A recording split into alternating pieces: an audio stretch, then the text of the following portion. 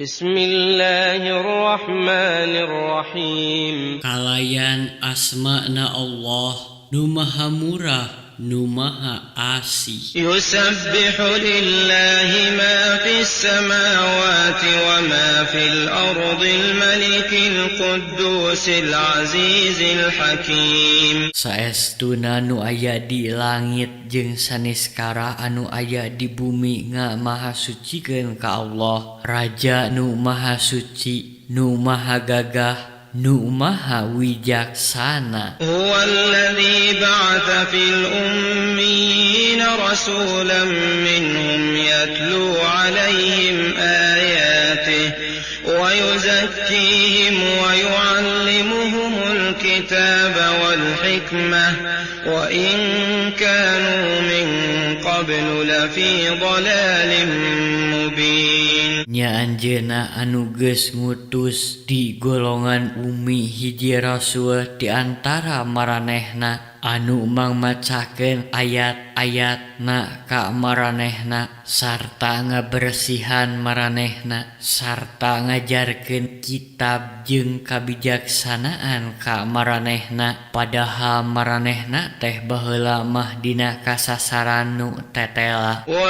akharina minhum lamma yalhaqu bihim wa huwal azizul hakim. Jeung sawareh deui di antara maranehna can ngagabung ka maranehna jeung anjeunna nu maha gagah, nu maha wijaksana. Dzalika fadlullahi yu'tihi man yasha. Wallahu dzul fadlil azim. Eta teh kurnia Allah anu ku anjeunna dipaparinkeun ka sing saha anu ku anjeunna dikersahkeun lantaran Allah teh kagungan kurnia nu agung. Mathalul ladzina hummilut tawrata thumma lam yahmiluha kamathalil himari yahmilu asfara. بئس مثل القوم الذين كذبوا بآيات الله والله لا يهدي القوم الظالمين. Misia jalma-jalma anu dipapancenan Taurat dului maranehna hante ngalaksanakeunana lir kade anu dimomotan ku pirang-pirang kitab. Kacida gorengna misia kaum anu ngabarohongkeun kana ayat-ayat Allah teh jeung Allah henteu maparin pituduh ka jalma-jalma anu darolim. Qul ya ayyuhalladzina hadu in za'amtum annakum awliya'u lillahi min dunin nas fatamannawul mauta in kuntum shadiqin. Pok caritakeun yeuh jalma-jalma anu ngaragem agama Yahudi, upama maraneh nyangka yen ngan arandika hungkul kakasih Allah, taya deui jalma lian nyapek geura miharep paeh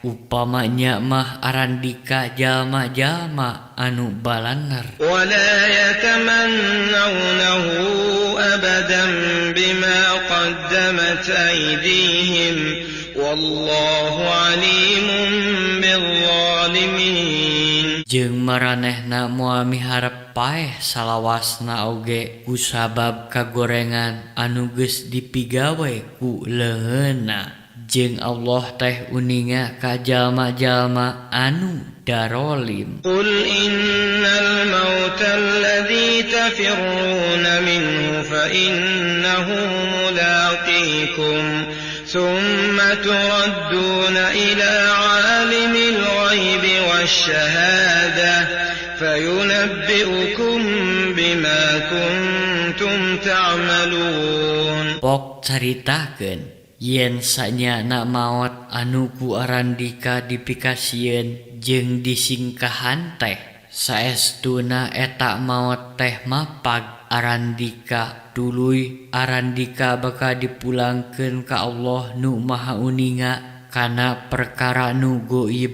jeung nu nemrak Tuluy anjeunna bakal ngawawarkeun saniskara anu ku arandika geus dilampahkeun. يا أيها الذين آمنوا إذا نودي للصلاة من يوم الجمعة فاسعوا إلى ذكر الله وذروا البيع ذلكم خير لكم إن كنتم تعلمون. Yeuh jalma-jalma nu ariman, upama dicalukan pikeun salat dina poe Jumaah, prak maraneh geura paheula-heula kana eling ka Allah, sarta maraneh kudu ninggalkeun dagangan pagawean. Perkara kitu teh hade pikeun maraneh upama maraneh nyaraho mah. فإذا قضيت الصلاة فانتشروا في الأرض وابتغوا من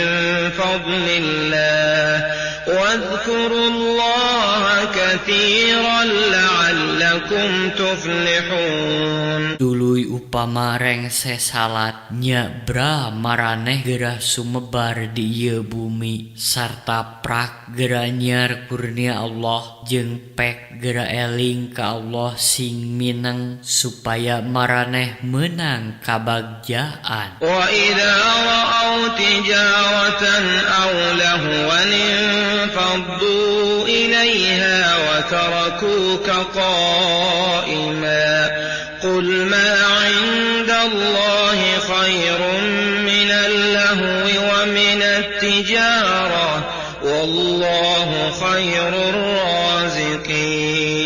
Tapi nalika maranehna narenjo perdagangan atawa karesmenan legedet maranehna arindit kadinya sarta ninggalkeun maneh Muhammad keur khotbah ngajanteng sorangan, pok caritakeun saestuna nu aya di Allah teh leuwih hadebatan karesmenan jeung perdagangan, jeung Allah teh pangalusna nu maparin rejeki.